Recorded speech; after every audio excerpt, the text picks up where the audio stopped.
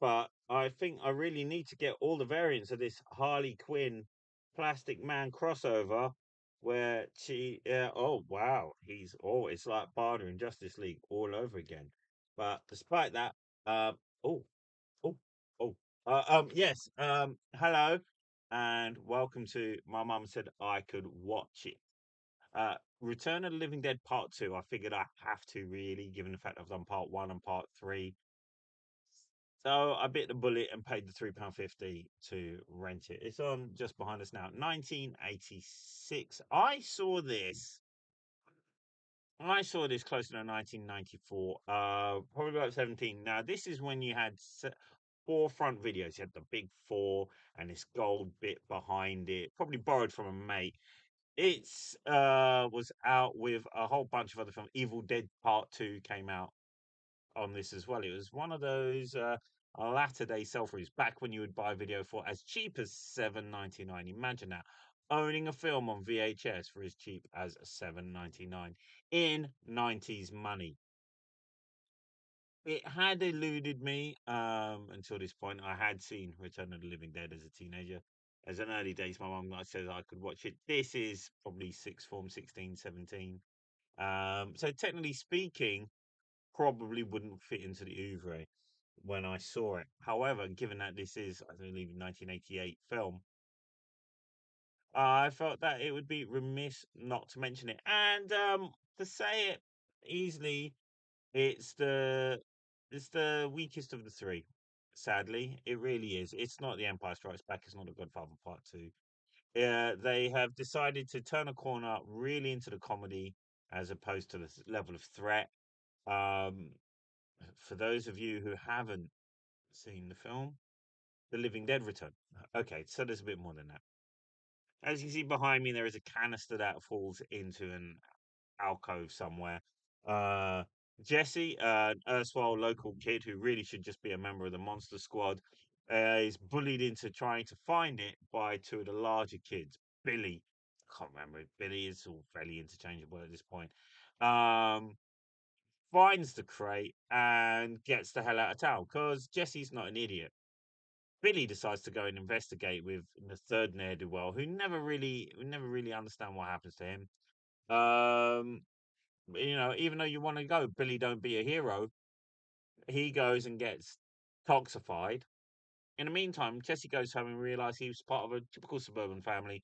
Um, parents are absent. How typical is that? Older sister bratty babysitting him.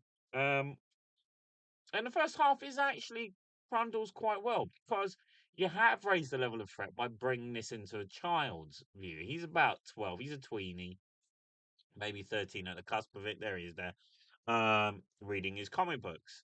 Not that there's anything wrong with that. However, I do think the way that they tell the story then just devolves. There's a great piece where he's been locked in a crematorium. Uh, a mausoleum rather, and he's trying to escape, and then suddenly he's falling through coffins, and the bodies just happen to fall and stare at him. That would bug the shit out of me. Yet he is a very determined kid. He puts on all the PPE to investigate what's going on with the canister. Uh, sees Tarman. He knows to phone the military. And also he knows to run. He knows to run. In the meantime, while that's going on, the secondary story, and this is what I think is the weakest, they've taken the two guys from uh from the crematorium of the first film and recast them as grave robbers. They get again infected by the gas, and it just plays out exactly as it did in the first film. The good set pieces, I am a sucker for ghouls rising out of the grave. However, the town, now that we're in a town as opposed to in some small location, this should be where things go absolutely bug shit crazy. They don't. They just eat a load of puppies. Um, you have some sort of comic relief with an alcoholic doctor. Those few moments where you think it's going to go somewhere. The high school guy who was like going to be class president but didn't really work out, trying to hit on the babysitter older sister. It just doesn't seem to go anywhere. They just go from empty house to empty house. I don't know. Is there one house where all these parents are just putting their key rings in a bowl? I don't know. Uh, Towards the second act, you discover that electricity can kill them, and it really is that arbitrary. It literally is that arbitrary. There is no point that any of it really makes sense.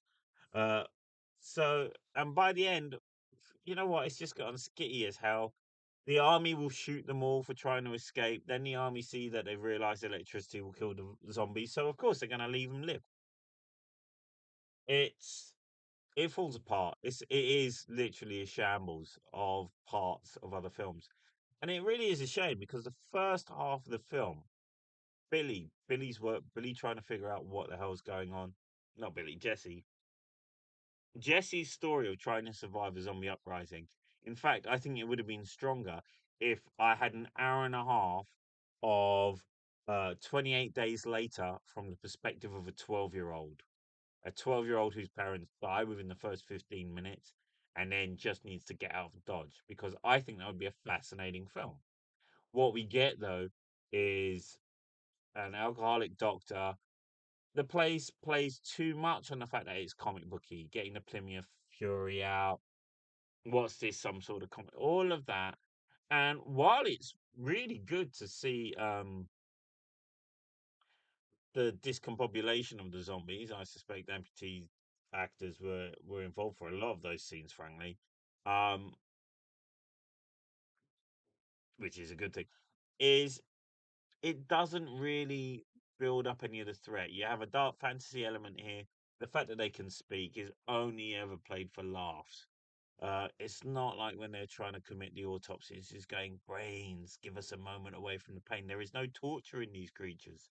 Um, it's incredibly sanitized. I suspect that this comes down to the American system of certificates as opposed to the British, which will always be the paramount to me. When an American guy came into a comic shop I was working in with his like 13-year-old son, he said, I want to get him something distinctly British. And I said, well, what are the tastes here? And he said, I'm a classic American, so you can give me all the violence, just no sex.